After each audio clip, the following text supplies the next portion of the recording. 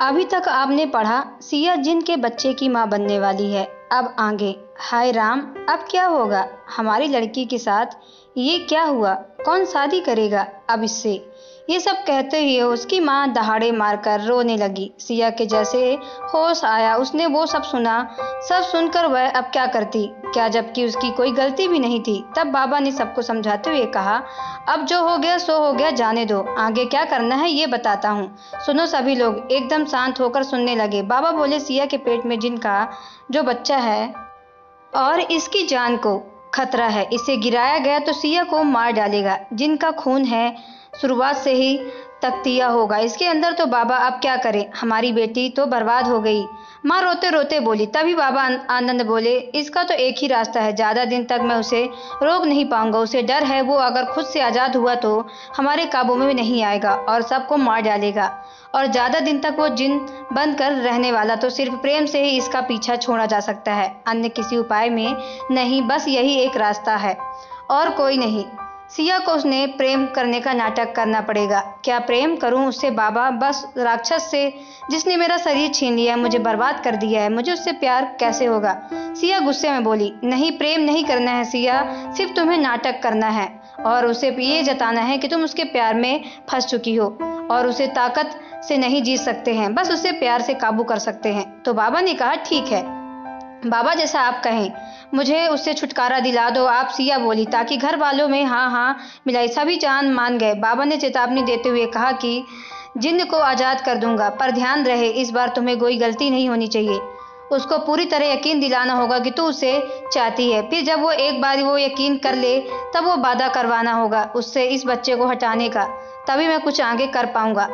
तब तक तुझे नाटक करना पड़ेगा, कुछ झेलना भी पड़ेगा और तेरी जान तेरी इज्जत ऐसे ही बचा। बाबा ध्यान में मग्न हो गए। सभी परेशान थे, पर सब कुछ अब कर नहीं कर सकते थे। वो अपनी बेटी को खोना भी नहीं चाहते थे। उन्हें दुख नहीं देखा जा रहा था, पर अब जो भी करना था सिया को ही करना था। इसलिए वो हिम्मत करके खड़ी हुई और बोली, मम्मी पापा आप फिक्र मत करो, मैं नहीं डरने वाली उससे। उसने जो भी गलत किया है मेरे साथ, सबका बदला लूंगी।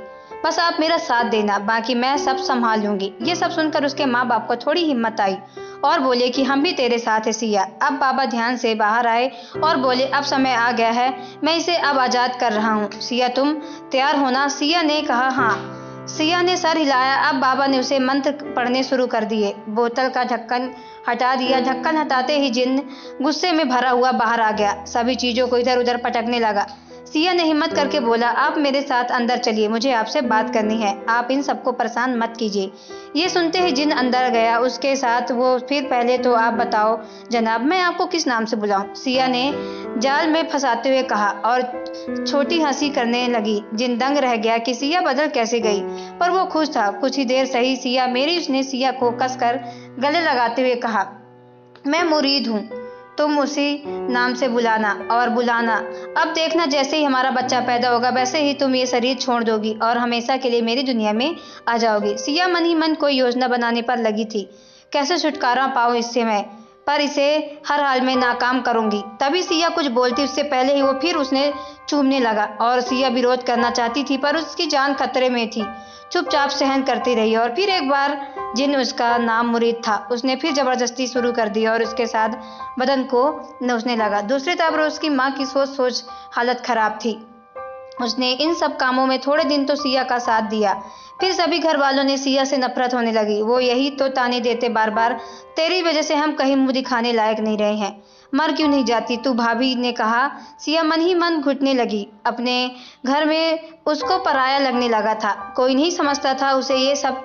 उसकी माँ भी उसे जिम्मेदार ठहराया करती थी। वो चिल्लाती रहती थी, माँ मैं बेकसूर हूँ, मेरी कोई गलती नहीं है। आप लोग भी ऐसा करेंगे तो मैं कहाँ जाऊंगी, मेरा साथ कौन देगा? मैं आपकी बेटी हूँ माँ, अगर आपने हमारी बेइज्जती नहीं कराती तो हमें कोई दुत्कार रहा होगा। इस गांव में रहना मुश्किल कर दिया, सब ताने देते हैं हमें, बिना ब्याही बेटी माँ बनने वाली है, इससे अच्छा है तू मर जाए। सिया मन ही मन टूट गई थी। उसने कभी नहीं सोचा था कि उसे ये दिन भी देखना पड़ेगा। सब कुछ जिन्न की वजह से हुआ था। उसने कभी माफ नहीं करूंगी, बदला लेकर रहूंगी। ये सब सोचते हुए वो एक कमरे में जाने लगी। तभी उसकी भाभी ने एक बैग लाकर फेंका उसके पास और बोला, कि जा तू यहाँ से निकल जा, तू मर चुकी है हमारे लिए, अब मैं 1 मिनट भी बर्दाश्त नहीं करूंगी, तुझे जा यहाँ से। सिया चिल्लाने लगी, माँ माँ देखो भाभी क्या कर रही है, माँ मुझे घर से बाहर मत निकालो, माँ इतनी रात में मैं कहाँ जाऊंगी, प्लीज माँ बोलो ना कुछ। ये सोच तो पैरों पे पड़ कर रोने लगी और बोली, माँ ऐसा मत करो, माँ बोलो। काफी देर रोने के बाद उसने देखा शायद अब यहाँ से कुछ नहीं रहा मेरा। ठीक है माँ, अगर आप लोगों की खुशी है तो इसी में तो मैं जा रही हूँ, आप सब खुश रहना। फिर भी उसकी माँ कुछ नहीं बोली तो उसने बैग उठाया और चल पड़ी। जिन इतने में ही सिया के सामने नहीं आया था पर वही रहता था। उसने सब अपनी आंखों से देखा। उसे एक तरफ खुशी थी कि अब सिया मेरी हुई और मेरे मकसद में कामयाब हो गया, पर उसका दिल कुछ और कहने लगा। वो खुश होकर भी खुश नहीं हो सका। इधर सिया जंगल में पहुंच चुकी थी और वहां फूट फूट कर रो रही थी और वो सोचने लगी कि जिन ने मेरी जिंदगी खराब की है, क्योंकि वो तो पराया था पर मेरे अपनों ने तो जिंदा ही लाश बना डाला है। मुझे हे भगवान क्या गलती थी मेरी, क्या बिगाड़ा मैंने, क्या पाप किया था मुझे जो ये सब भुगतना पड़ रहा है। आज से कोई भगवान नहीं है, अगर होते हैं तो ये सब नहीं होता। लोग कहते हैं भगवान न्याय करते हैं पर मेरे साथ तो घोर अन्याय हुआ है, किसी को माफ नहीं करूंगी। और मैं किसी को, ये सोचते सोचते वो बेहोश हो गई। अब जब उसे होश आया तब उसके जिन ने उसके पास सामने खड़ा था। तुम आ गए, मुझे तुम्हारा ही इंतजार था। जिन ने हंसते हुए बोला, जी हाँ मैं आ गया, अब तेरा कोई ठिकाना नहीं है, अब तू कहाँ जाएगी, अब तुझे मेरे साथ ही रुकना पड़ेगा। ये कहकर वो जोर जोर से हंसने लगा। उसकी हंसी बहुत ही डरावनी थी। अब सिया के पास कोई चारा भी नहीं था। उसने आनंद बाबा से कहा था कि इसे प्यार से जीता जा सकता है, बस यही होगा बदला मेरा, अब बदला लेकर रहूंगी। वो झूठी हंसी हंसते हुए उसके पास जाती, उसे गले लग जाती है। एक बार फिर उसका शरीर शिकार बन जाता है। जिन के द्वारा धीरे धीरे ऐसा करके वो जिन के भरोसा जीत लेती है। जिन ने उसके लिए एक महल खड़ा कर दिया, सभी ऐश आराम दिए और फिर उसके पास वो खुश नहीं थी।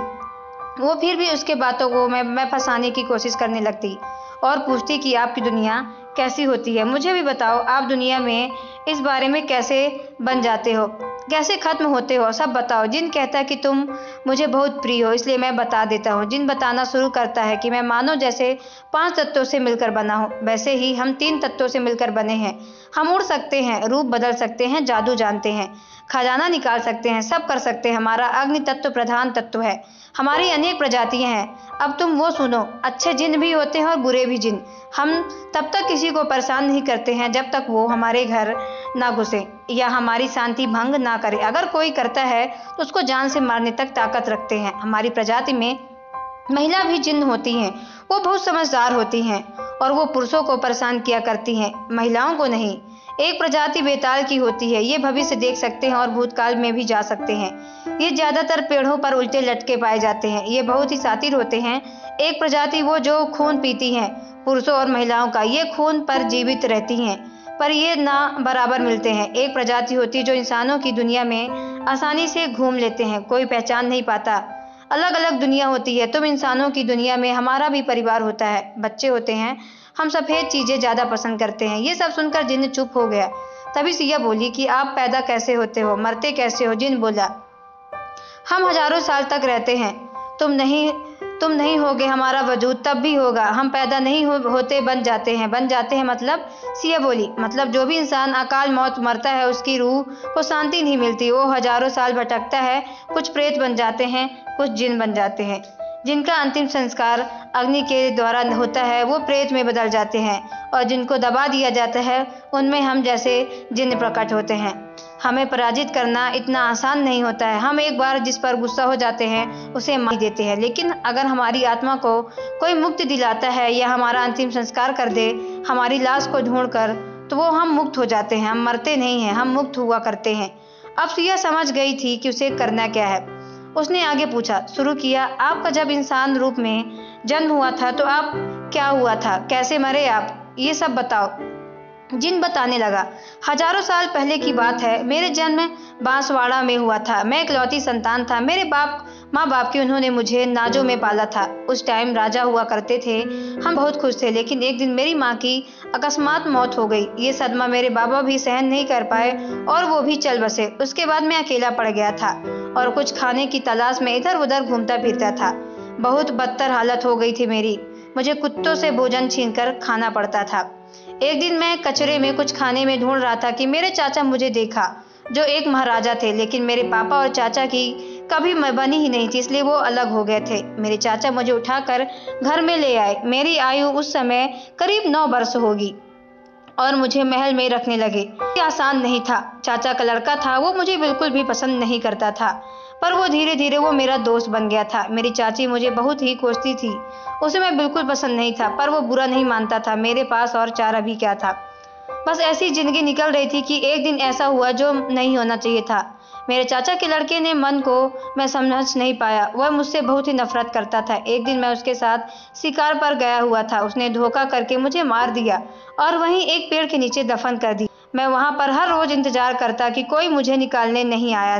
ना किसी ने मेरी खोजबीन की। फिर धीरे धीरे मैंने शक्तियां अर्जित कर ली और फिर मैंने कसम खाई कि जिस दिन यहाँ से निकलूंगा उस दिन सब बर्बाद करूंगा। और मैं फिर तुमसे मिल गया। तुम उसी जगह से निकली हुई थी। तुम्हारे पैर की वजह से वो पत्थर हट गया था और मेरे रास्ते से रुकावट था। अब सिया अपने आप को मनहूस दिन को कोस रही थी कि उसे याद आए वो जब वो जानती थी कि उसे क्या करना चाहिए था। जैसे ही जिन सो जाता है तब वो उस जगह जाती है। वहां उसने बताया कि लकड़ियां इकट्ठा करती है, फिर उसी पेड़ के नीचे खोद लेती है और उसे वहां आग लगाने की कोशिश करती है। जिन पहुंच जाता है और भयानक हंसने लगता है और कहता है कि मुझे पता था कि तू ये एक काम करने जरूर आएगी। सिया को आनंद बाबा की बात याद आ गई कि उसे प्यार में काबू हो बिना देर किए उसे फंसाने लगी। नहीं, ऐसा नहीं है जैसा आप सोच रहे हैं। मैं सोच रही थी कि मैं भी यहीं दफन हो जाती हूँ, फिर हमारे साथ तुम्हारे जैसे बनकर मैं रहूंगी। मैं तुमसे प्यार हो गया है, ये कहकर अपने कपड़े उतारने लग जाती है और जिन उसके बदन को खोने लगता है और धीरे धीरे वह सभी कपड़े अलग कर देती है। जिन पास आने लगता है वो बिल्कुल मदहोश हो चुका था। अब सिया बिना देर किए आग जला देती है और जिन देखते ही देखते भस्म हो जाता है। उसकी आंखों के लिए ये जिन आता है। उसका बच्चा भी चला जाता है क्योंकि सिया जानती थी कि सिर्फ एक जादू था, बच्चा नहीं, क्योंकि जिन का बच्चा इंसान के पेट में नहीं आ सकता है। अब सिया को छुटकारा मिल गया था, जिन से मुक्ति मिल चुकी थी। तो दोस्तों, आपको स्टोरी कैसी लगी कमेंट बॉक्स पे जरूर बताएं। अगर आप हमारे चैनल पे ना तो चैनल को सब्सक्राइब करके बेल आइकन को प्रेस कर ले ताकि आने वाली सभी वीडियो का नोटिफिकेशन आपके मोबाइल पे सबसे पहले पहुंचे, क्योंकि मैं ऐसे ही वीडियो आप लोगों तक लाती रहती हूँ। तो चलिए मिलते हैं नेक्स्ट वीडियो पे। Okay bye, take care.